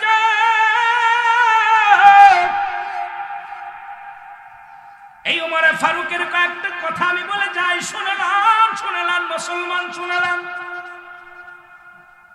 নবীর প্রেমে পড়ে আল্লাহর ভয় যার ভিতরে তাকওয়া ঢুকছে, আল্লাহর ভয় ঢুকছে, এর মধ্যে এক ইহুদি, এ মুসলমান শোনো, মদ পান করতে করতে রওনা দিছে রাস্তা দিয়ে, ওপেনে মদ খায়। হযরত উমরে ফারুক ওই রাস্তা দিয়ে যাইতেছে, আল্লাহু আকবার, রাস্তা দিয়ে যাইতেছে। উমরে ফারুক এত বড় পালোয়ান ছিলেন, এত বড় নেতা ছিলেন। উমরে ফারুক যে রাস্তাতে যাইতো, ওই রাস্তায় মাস্টার ইবলিস যাইতে ভয় পেত। মারহাবা বলেন না? মারহাবা, আরো জোরে মারহাবা। উমরে ফারুক যাইতেছে, ইহুদি কাল্লা মরিসিয়াস। উমরে ফারুক যদি আমার মদ পান করা দেখে, নিশ্চিত আমার গর্দান যাবে, আমাকে মেরে ফেলবে। আমি এখন বাঁচবো কেমনে করে? মদটা কাপড়ে দিয়েছে, লুকায়া বলতেছে, আল্লাহ জীবন আর মদ খাইতাম না। আল্লাহ রে, আজকে উমরের হাত থেকে বেঁচে যাই, তাহলে জীবন আর মদের বোতল হাতে নিব না। আল্লাহ আজকের মদটা তুমি দুধের পেয়ালা বানাই দাও। আরো জোরে, আরো জোরে। দেখেন কত ভয়, কত খত্তাবের একটা উমরে দেখে সেই উমরের কথা বলতেছে। আল্লাহ নবীর সাহাবী ইহুদিকে ডাকতে বলেন, ইহুদিরা তুমি কি পান করো? ইহুদি বলে, হে আল্লাহর নবীর খলিফা আমিনুল মুমিনিন, আমি দুধ পান করি। কি পান করি? দুধ পান করি। কয় দুধ পান করো, তখনও মদের গন্ধ গা থেকে বাইর হইছে। মদ খাইছে, মদের বোতলের গন্ধ পাওয়া যায়। খলিফা হযরত ওমর ফারুক ডাক দে বলে, দেখি বোতলটা বাইর করো। বলে, হুজুর আমি দুধ খাইতেছি, মদ নয়। খলিফা হযরত ওমর ফারুক হাত থেকে মদের বোতলটা নিলেন, নিয়ে মুটকিটা খুললেন, আর ওদিকে ডাক দে বলে, আল্লাহ। ইহুদি বলে, আল্লাহ, আজকে যদি আমি ওই মদের বোতলটা দুধের বোতল হয়ে যায়, জীবনে আমি আর কোনোদিন মদ পান করব না, আমি আর কোনোদিন ইহুদি থাকবো না, মুসলমান হয়ে যাব।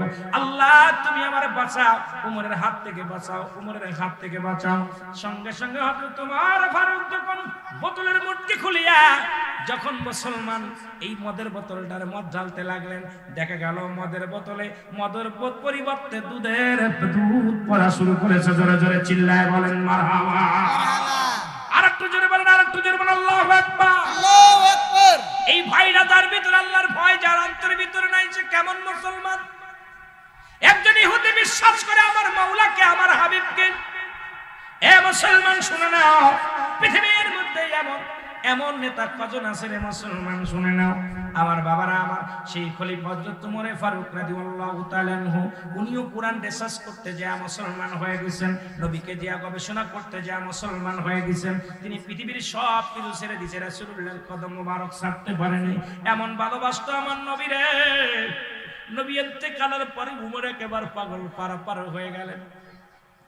উমর কারুর লগে কথা বলে না, উমর কারুর সঙ্গে চলাফেরা করে না। উমর শুধু নিরাপত্তা পালন করার কান্দে বলি, ইয়া রাসূলুল্লাহ, ইয়া হাবিবাল্লাহ, মায়ের নবী,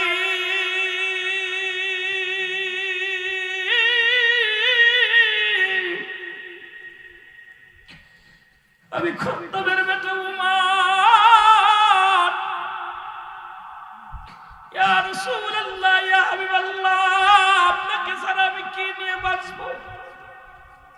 আপনাকে ছাড়া আমি কি নিয়ে থাকবো? আপনাকে দেখে আমি খোদার যন্ত্রণা ভুলে যেতাম, আপনাকে দেখা পর দুনিয়ার কষ্ট দূর হয়ে যেত।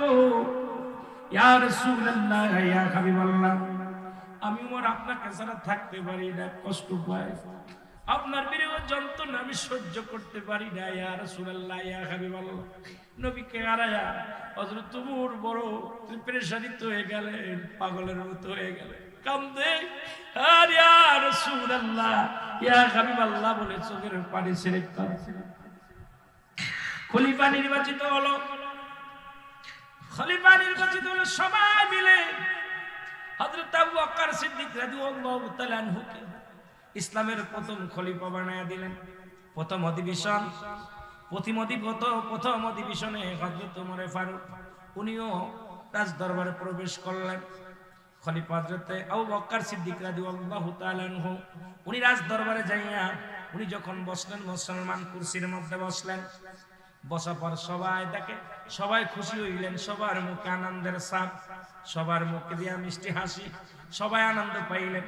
কারণ যোগ্য ব্যক্তি চেয়ারখানা পেয়েছে। রাসূলুল্লাহ যে ময়দানে বসতেন, রাসূল যে বিচারগুলো করতেন, রাসূলের উত্তরসূরি নবীজির একমাত্র নবীজির শ্বশুর মুবারক, আমার নবীজির এক হলো শ্বশুর মুসলমান, দ্বিতীয় হলো প্রথম খলিফা। নবীজির শ্বশুর নবীজির বিবি আম্মা জান আয়েশা সিদ্দিকার আব্বা জান ছিলেন হযরত আবু বকর সিদ্দিক রাদিয়াল্লাহু তাআলা আনহু। যোগ্য ব্যক্তি চেয়ারের মধ্যে বসেছেন, যোগ্য ব্যক্তি খলিফা হয়েছেন, সবাই আনন্দিত। কিন্তু পাশে দাঁড়াইয়া হযরত ওমর ফারুক চোখের পানিগুলো দরদর করে ছেড়ে দিয়ে কাঁদতে লাগলো, হাউমাউ করে কান্দে। সবাই ওমরের কান্না দেখে ফিরে তাকাইলেন। উপস্থিত যত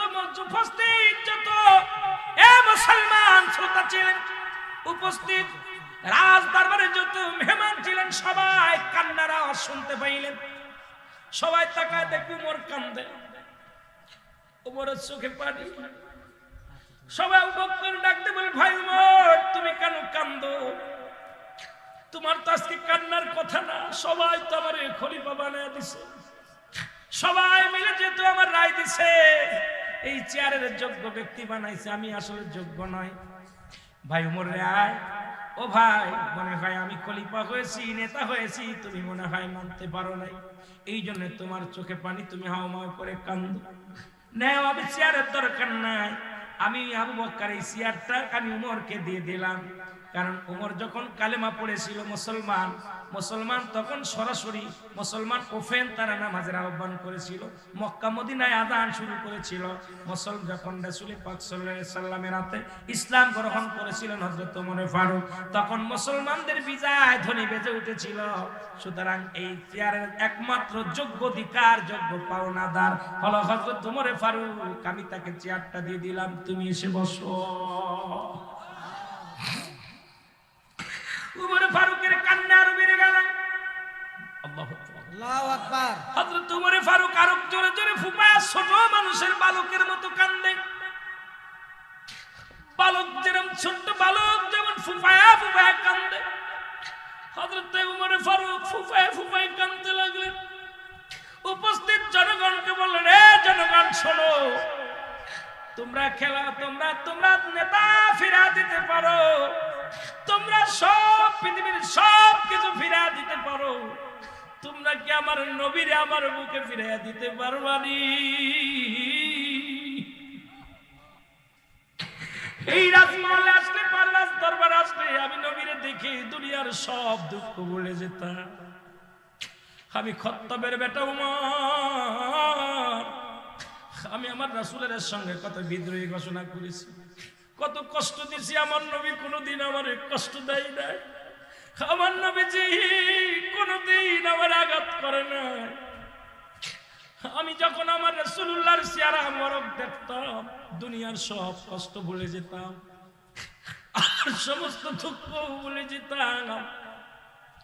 আজকে এসে যখন রাজ দরবারে এসে আমার নবীকে পাই না,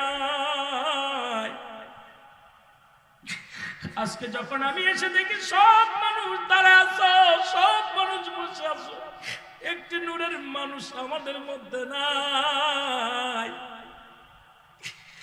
একটা মানুষ, আমি আমার নূরের নবী, আমার মায়ের নবী, আমার জান, আমার প্রাণ, তোমরা এতই যদি পারো আমার নবীরে তোমরা বুকে ফিরায়া দাও। আমি চাই না ধন জ্ঞান, চাই না আমি রাজত্ব, চাই না জমিদারি, আমি শুধু নবীরে চাই, নবীর ভালোবাসা বিহুনে আমি সহ্য করতে পারি না। এ মুসলমান শুনে নাও, পৃথিবীর মধ্যে নবীর সাহাবীরা এরকম নবীকে ভালোবাসতো। তারা ক্ষমতা লোভী ছিল না, টাকার লোভী ছিল না, সম্পদের লোভী ছিল না, তারা একমাত্র আমার রাসূলকে তারা জীবনের চাইতে ভালোবাসতো। ও মুসলমান, গভীর মনোযোগ, আতিউল্লাহ আতিউর রাসূল, অনুগত করত আল্লাহ, অনুগত করত রাসূলের, জীবনের পরোয়া করত না, আল্লাহর প্রতি অনুগত থাকতো, রাসূলের প্রতি অনুগত থাকতো। কিন্তু আমরা অনুগত করি অনেকেই আল্লাহ, নবীর অনুগত করি না। কেমন মুসলমান জনগণ চিল্লায় বলেন ঠিক কিনা? আতিউল্লাহ আতিউর রাসূল। আমার আল্লাহর প্রতি যেমনি অনুগত ছিল সাহাবীদের, নবীর প্রতি অনুগত্য এরকম ছিল। আমরা নবীর অনুগত্য না থাইকা ফালাফালি করে নবীর নাম শুনলেই ওর কলিজার মধ্যে আগুন ধরে যায়। রাসূলুল্লাহর নাম শুনলে, নবীজির নাম শুনলে এই বেঈমান মুনাফিকদের কলিজার মধ্যে আগুন ধরে যায়। জোরে বলেন, আরো জোরে বলেন। ওই আমি কেমন করে, ওই আমি কেমন করে যাইব মাওলা নবীজির দেশে, আমি কেমন করে যাইব মাওলা নবীজির দেশে, যে দেশে মোর আসেন শুইয়া মোর নবীজি, যে বলেন যে দেশে মোর আসেন শুইয়া মোর নবীজি রে, বলেন তেমর দেশেতে ঘুমায় আছেন মোর নবীজি, যে নবী রহমতের নবী, নবী পাপীদের নবী, নবী রহমতের নবী, নবী পাপীদের নবী, সদাই কাঁদিতেছে দয়াল নবী উম্মতির প্রেমে, সদাই কাঁদিতেছেন দয়াল নবী উম্মতের প্রেমে, আমি কেমন করে যাব মাওলা নবীজির দেশে, আমি কেমন করে যাব মাওলা নবীজির দেশে, বলেন কেমন করে ওরে যেই দেশে মরেছেন গোমায় নূর নবীজি রে, হায় হায় যেই দেশে মরেছে গোমায় নূর নবীজি রে, আমি কেমন করে যাব মওলা নবীজির দেশে, বলেন কেমন করে যাব মওলা নবী। ধন্য হলো আরব ভূমি, ধন্য মক্কা দেশ, ধন্য হলো আরব ভূমি, ধন্য মক্কা দেশ, ওরে ধন্য হলো মরুভূমি, ধন্য হলো মরুভূমি, সোনার মদিনা দেশ, ধন্য হলো মরুভূমি, সোনার মদিনা দেশ, যেই দেশে মোর ঘুমায় আছে মোর নবীজি, যে আঘায় যে দেশে মোর ঘুমায় আছেন মোর নবীজি রে, কেমন করে যাব মওলা নবীজির দেশে, বলেন কেমন করে যাব মওলা নবীজির দেশে, যে দেশে মোর ঘুমায় আছে মোর নবীজি, যে আঘায় যে দেশে মোর ঘুমায় আছে মোর নবীজি, যে বলো যে দেশে মোর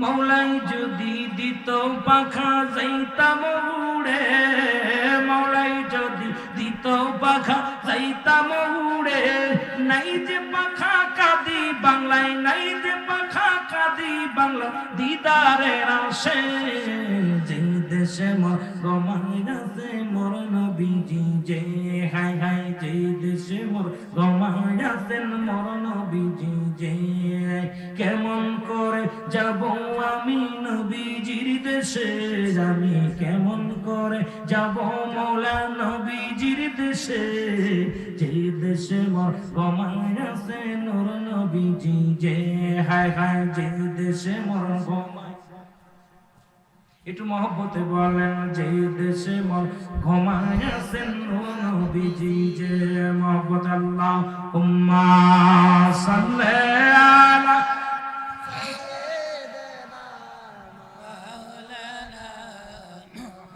ওয়া আলা আলি সাইয়্যিদিনা এ মুসলমান, তো ছিল নবীর প্রেমিক, নবীকে হারা সাহাবীরা এরকম পাগল ছিল। আবার খলিফা হযরত ওমর ফারুক যখন খলিফা হলেন, অনেক কথা চলে আসে, একটা কথা নিয়ে আলোচনা করতে যে অনেক লম্বা আলোচনা হয়ে যায়। খলিফা হযরত ওমর ফারুক যখন খলিফা হলেন, আমিনুল মুমিনিন কেমন প্রধানমন্ত্রী হলেন, কেমন রাষ্ট্রপতি হলেন দেখেন না, উনি বাড়ি বাড়ি ঘুরে ঘুরে তালাশ করতেন প্রতিবেশী কে না খেয়ে আছে। আমার দেশের নেতারা যদি এমপি সাহেব হয়, ভোটের আগে কত না পায়ের জুতা ক্ষয় হয়ে যায়, মন্ত্রী হলে পায়ের জুতা ক্ষয় হয়ে যায়, বাবা কোথায় মেম্বার চেয়ারম্যান হতে গেলে কত কষ্ট করে। কিন্তু আমিনুল মুমিনিন যখন খলিফা হলেন, উনি রাতের অন্ধকারে আধারে এলাকাটা ঘুরে ঘুরে দেখতেন, মহল্লা ঘুরে ঘুরে দেখতেন কে অভাবে আছে, কে না খেয়ে আছে, কে না ঘুমায় আছেন, কে অনাহারে আছে, এগুলো ঘুরে ঘুরে দেখতেন। জোরে জোরে চিল্লায় বলেন মারহাবা। একদিন রাত্রে হযরত ওমর ফারুক দেখতে পাইলেন মহল্লার মধ্যে একটা ঘরের মধ্যে টিপ টিপ করে বাতি জ্বলে, টিপ টিপ করে বাতি জ্বলে। হযরত ওমর ফারুক গুটি গুটি পায়ে দরজার মধ্যে গেলেন, যে দেখে কান্না, ছোট ছোট মাসুম বাচ্চাগুলো ঘরের মধ্যে কাঁদে। কেমন নেতা ছিলেন, কেমন সাহাবী ছিলেন, কেমন দুর্দর্শ ছিলেন, আবার কালেমা পড়িয়ে পড়ার পর সব বিলিয়ে দিয়েছেন। ইসলাম যখন গ্রহণ করেছেন, খাত্তাবের বেটা উমর এই দুনিয়ার মধ্যে মাটির মানুষ হয়ে গেছে। কত সুন্দর আদর্শ, তার আদর্শ রাসূলুল্লাহর আদর্শের সঙ্গে মিলায় ফেলেছে। আমরা মুসলমান আজ পর্যন্ত পরিবর্তন হতে পারেনি, উগ্রপন্থী আমাদের মেজাজ, আমরা কৃপণতা করি, আমাদের মধ্যে শুধু কৃপণতা, আমাদের মধ্যে পরনিন্দা, আমাদের মধ্যে শুধু অত্যাচার, আমাদের মধ্যে মানুষকে ক্ষতি করার চিন্তা সাধনা নিয়ে থাকি। কিন্তু খলিফা হযরত ওমর কোথা থেকে কোথায় গেল, এখন খলিফা হয়ে গেছেন। জোরে জোরে চিল্লায় বলেন আল্লাহু আকবার। দেখে ছোট ছোট মাসুম বাচ্চাগুলো ঘরের মধ্যে কান্নাকাটি করে ক্ষুধার যন্ত্রণায় ঘোরাঘুরি করে, মা মাগো খাবার দাও, মা জননী মায়ের কাছে কান্নাকাটি করে ডাকতে বলে মা মাগো আমাদের খাবারের ব্যবস্থা করো, সহ্য করতে পারি না। খলিফা হযরত ওমর দাঁড়াইলেন, কিছুক্ষণ দাঁড়ায় দাঁড়ায় দেখলেন একটা পাতিলের মধ্যে পানি নিলেন, পানি নিয়ে আগুনের মধ্যে দিয়া চুলার মধ্যে দিয়া জ্বালাইতে শুরু করলেন। আসলে করে কিছু পাথর নিয়ে আসলেন, উনি তো পাথর দেখতে পাই নাই, এই পানির মধ্যে দিয়া ফুটাইতে লাগলেন। শুধু জাল দেয়, আগুন জ্বলে, ছেলে মেয়েরা বলে মাগো খাবার দাও, ছোট বাচ্চারা বলে মাগো খাবার দাও। মা ডাকতে বলে বাবারে একটু দেরি কর, ধৈর্য ধর, জোরে জোরে বলেন আল্লাহু আকবার। এ ভাইরা আমার, বন্ধুরা আমার, যে কথা বলতেছিলাম, ছোট্ট ছোট্ট মাসুম বাচ্চাগুলো কান্না জুড়ে দিলেন, মা খাবার দাও, মা খাবার দাও। মা সান্ত্বনা দেয়, মা সান্ত্বনা দেয়, বাবা একটু ধৈর্য ধর, এই তো খানা হয়ে আসলে, একটু দেরি কর। ছোট ছোট মাসুম বাচ্চাগুলো ক্ষুধার যন্ত্রণায় কাঁদতে কাঁদতে ঘুমায় পড়লো।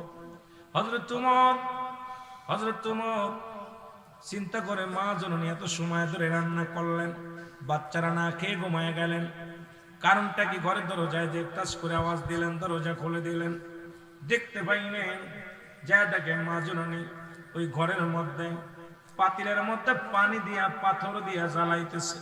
ডাকতে বলে মা গো, ও মা, তুমি তোমার সন্তানদের খাবার দিলে না, ঘুমায় গেল। বাবা খাবার দেব কি, আজ কটা দিন ঘরের মধ্যে কোনো খাবারের ব্যবস্থা নাই, ঘরের মধ্যে কোনো খাবারের ব্যবস্থা নাই।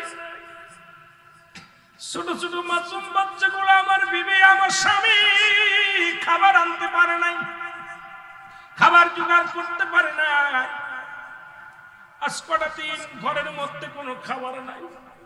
শিশু সন্তানগুলো ক্ষুধার যন্ত্রণায় ছটফট করে, আমি মা হয়ে সহ্য করতে পারি না, আমি জনম দুঃখিনী মা। ওই সন্তানের কান্না বন্ধ করার জন্য পাতিলের মধ্যে পাথর দিয়া ফুটাইতেছি, তাদের সান্ত্বনা দিয়ে ঘুম পেরেছি, এখন আমি বসে বসে কান্দি। তোমার ফারুক ডাকতে বলে মা একটু দাঁড়াও, আমি আসি।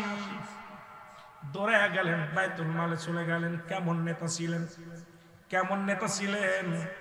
দৌড়ে গেলেন, বাইতুল মালে চলে গেলেন। ডাকতে বলে আসলাম রে, বাইতুল মালের দরজা খোল। আসলাম দরজা খুলে দিলেন।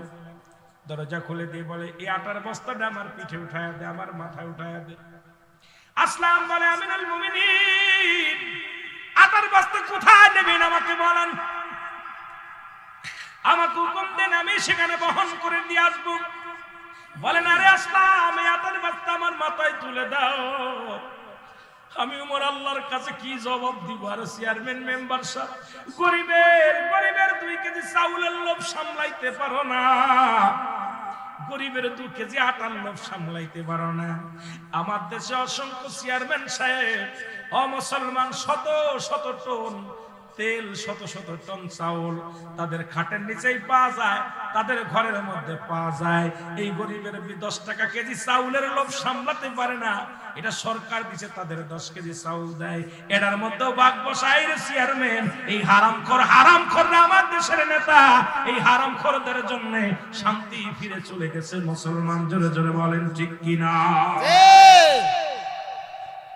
অসংখ্য হারামখোর 10 টাকা কেজি চাউল, এটার লোভ সামলাতে পারে না। আমরা দেখেছি অনেক চেয়ারম্যানের তেল, সোয়াবিনের তেল, যে করোনা ভাইরাসের সময় চাউল ডাউল যা দিছে এগুলো চুরি করে করে খাটের নিচে রেখে দিছে। অসহায় মানুষের তারা টাকা বন্ধু চুরি করছে। এই সমস্ত বদমাইশ যদি দেশের নেতা হয়, 10 বদমাইশ গুলো ইউনিয়নের চেয়ারম্যান হয়, ওয়ার্ডের মেম্বার হয়, জাতি শেষ হওয়ার জন্য এরাই যথেষ্ট। জোরে বলেন ঠিক কিনা? ইসলাম মানতে হবে, ইসলামের আদর্শ আমাদের মধ্যে নাই। জোরে বলেন ঠিক কিনা? আমার ভাইরা, আমার বন্ধুরা, আমার খলিফাতুল উমর ফারুক ডাকতে বলে আসলাম রে, আটার বস্তা আমার মাথা উঠে দাও, কথা বলো না, আমার ঋণ শোধ করতে দাও, আমি আল্লাহর আদালতে ধরা পড়ে যাব। কি জবাব দিব? আমি আমার মাওলার কাছে কোনো জবাব দিতে পারবো না। আসলাম আটার বস্তা উঠায় দিলেন। আমিনুল মুমিনিন হযরত উমর ফারুক আটার বস্তা মাথায় করে বহন করে নিয়ে আসলেন ঘরের মধ্যে। ডাকতে বলে মাগো, তোমার সন্তানদের রুটি বানাই খাও, দেরি করো না মা, আমার দেরি হয়ে গেছে, আমি অন্যায় করেছি মা। মাগো, এই লাওয়াটা রুটি বানায় তোমার সন্তানদের কলিজা ভরে খাওয়াও, পেটটি ভরে খাওয়াও, আর আগামী দিন তুমি উমরের দরবারে যাবা, আমি তোমাকে একটু বেশি দেওয়ার ব্যবস্থা করে দিব। ওই মহিলা দোয়া করে, আল্লাহ এই দেশের প্রেসিডেন্ট যদি উমর না হয়ে এই লোকটা হতো ছদ্মবেশ। আর আমাদের নেতারা দেখছেন এই যে রমজান মাসে দেখলাম কিছু ফেতরা দেশে দেখবেন ঠেলে ঠেলে ফেলে দিচ্ছে, আর এইরকম দেখাচ্ছে 3 বের ক্যামেরা ধরতেছে, একখান লুঙ্গি একখান শাড়ি দিতেছে, 4 বার ভিডিও করতেছে। জোরে বলে ঠিক কিনা? এই বাটপা লোক দেখানো বাটপা। দেখা যায় যাকাতের শাড়ি নিতে যায়, ওই ফিতরা শাড়ি নিতে যায় মানুষ ঠেলা খেয়ে ধাক্কা খেয়ে মারা যাচ্ছে। জোরে বলে ঠিক কিনা? এই নেতারা কিসের নেতা? সেলফি তুলতে তুলতে আর জায়গা নাই। কথা বুঝছেন? চাউল ধরে রাখতে 1 কেজি চাউল দিচ্ছে, 6 বার ভিডিও করতেছে। কথা কয় না? কথা কয় না?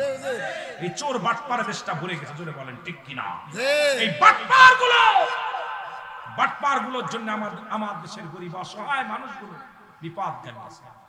দেখা যায় সরকার সহযোগিতা করছে, দেখা যায় কয়েক টন চাল দিচ্ছে একটা ওয়ার্ডে, দেখা যায় 10 কেজি দিয়া সব পকেটের মধ্যে ভরে গেছে। জোরে বলেন ঠিক কিনা? ওরা তো জানে, বড় নেতারা জানে সব দেশে, আসলে কি তা দেয় অনেকেই না খেয়ে আছে। জোরে কোন ঠিক কিনা? জোরে বলেন ঠিক কিনা?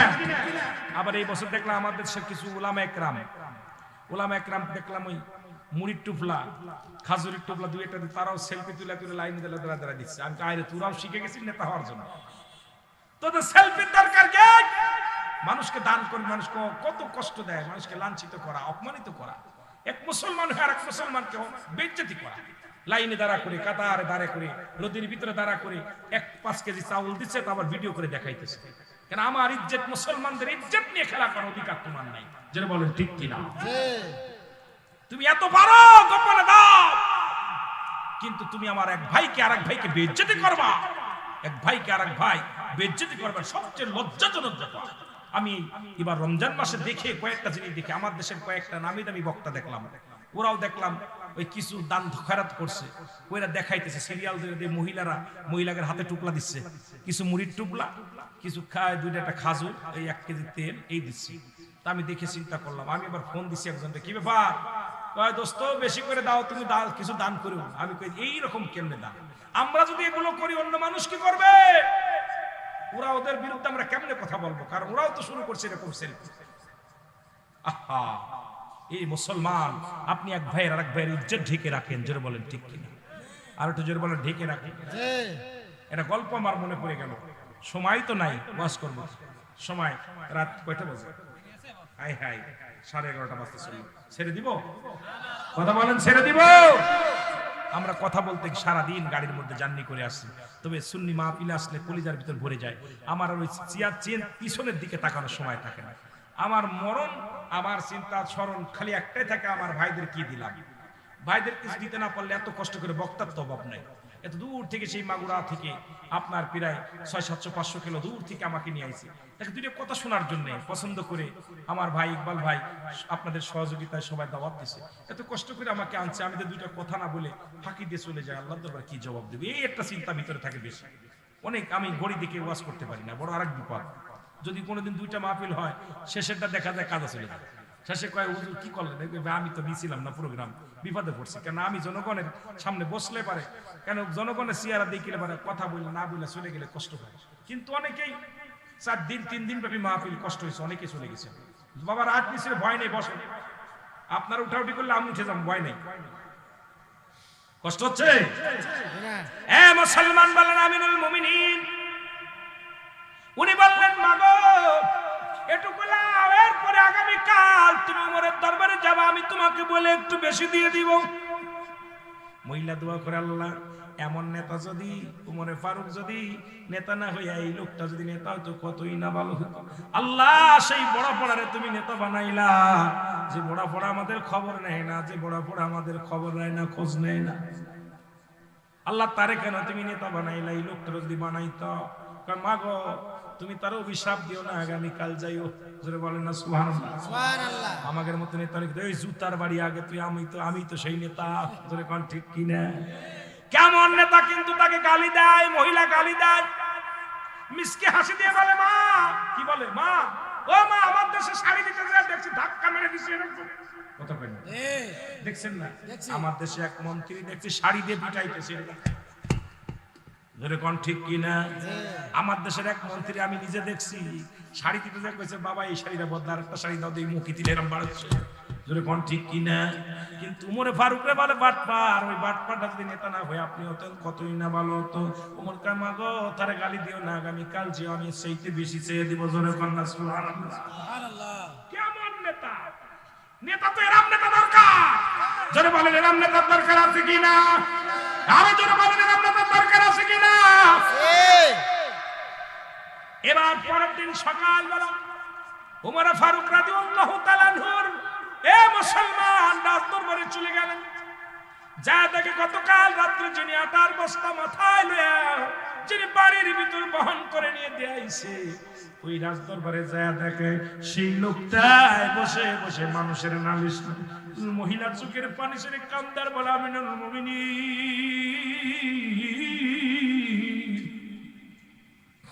আমি আপনাকে চিনতে পারি না, কতগুলো কথা বলে ফেলেছি। আরে আপনাকে আমি কত অপমান করেছি, কত গালি দিয়েছি, আপনি প্রতিবাদ করেন। খলিফা উমর ফারুক চোখের পানি ছেড়ে বলে, মা আপনি তো আমাকে গালি দিবেন, আমি আল্লাহর আদালতে কি জবাব দিব? দেরি হয়ে গেছে, আমি আপনার সময় মতো খবর নিতে পারি না, সময় মতো আপনার আমি ত্রাণ দিতে পারি নাই, খবর নিতে পারি না। আমার আল্লাহর আদালতে আমার আল্লাহ যদি ধরে, আমি উমর কোন রকম জবাব দিতে পারবো না। আপনি ভুল করেন না।